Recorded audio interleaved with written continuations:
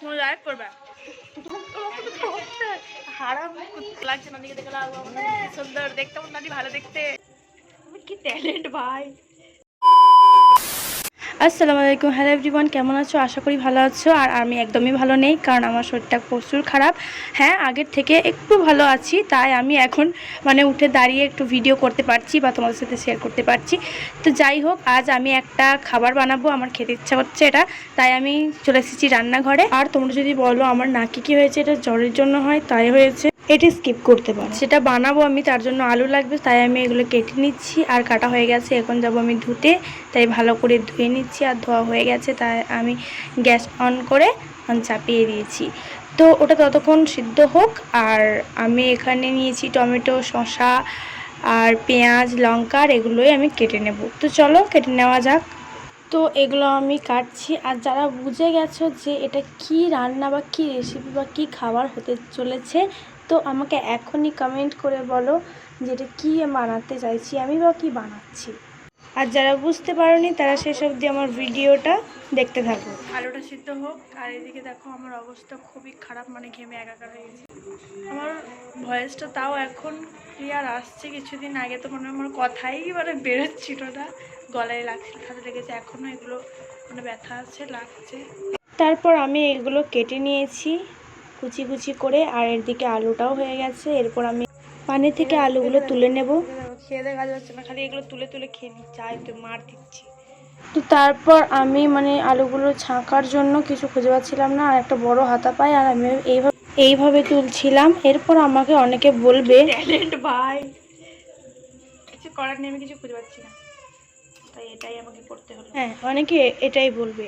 তারপর আমি এক এক করে এইভাবেই তুলে নিলাম আলুগুলো। আর এখন হয়ে গেছে, তাই প্রচুর গরম, হাত দেওয়া যাচ্ছে না, তাই এটাকে আমি এখন ঠান্ডা করে নেব। তো এটা ঠান্ডা হয়ে গেছে। 1 মিনিট আমি সব নিয়েছি, বাট আমি যেগুলো মশলা সেগুলোই নিয়ে নিই, এগুলো আমি নিয়ে আসি। যা যা লাগবে এগুলো আমি নিয়ে চলে এসেছি।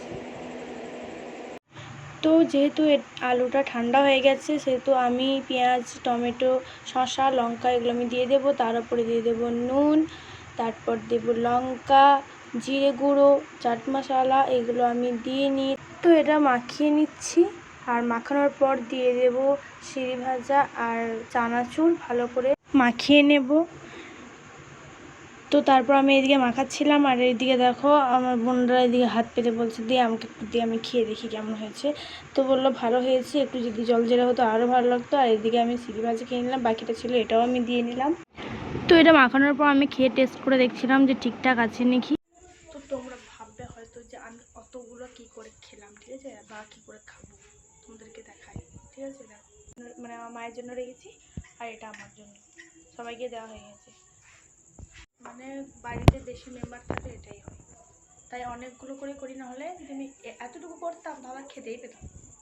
তো চলো আমি দিই মাকে। তো এসে দেখি আমার মারা আমার মামার যখন বিয়ে হয়েছিল, তো মামিদের ফুটেজটাই দেখছিল মারা বসে বসে। এটা আমার নানি, এটা সাদিয়া খেপি, এটা বুন্নি, এটা আমার মা, এটা আমাদের গুলু গুলু, আমাদের ভাই, এটা মাম্মি, বিয়ের সব ভিডিওগুলো লাগিয়েছে। হ্যাঁ, তোমাদেরকে তো বলাই হলো না যেটা আমি কি তৈরি করেছি। আলু চটপটি করেছিলাম। সুন্দর লাগছে না দিকে দেখে, সুন্দর দেখতে, নানি ভালো দেখতে।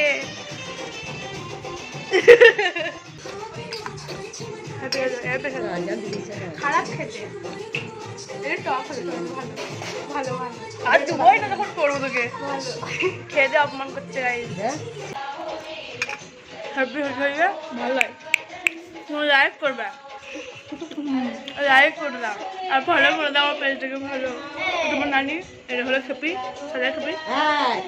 ভিডিওটা আমি এখানেই এন্ড করলাম। আল্লাহ হাফিজ। তো এটা ঠুকে দেবো, দেখ আমি ধরে টাটা। হারাম কুত্তি যাকে বলে। আল্লাহ হাফিজ। তো আবার দেখা হবে কোনো নেক্সট ব্লগে বা কোনো ভিডিও।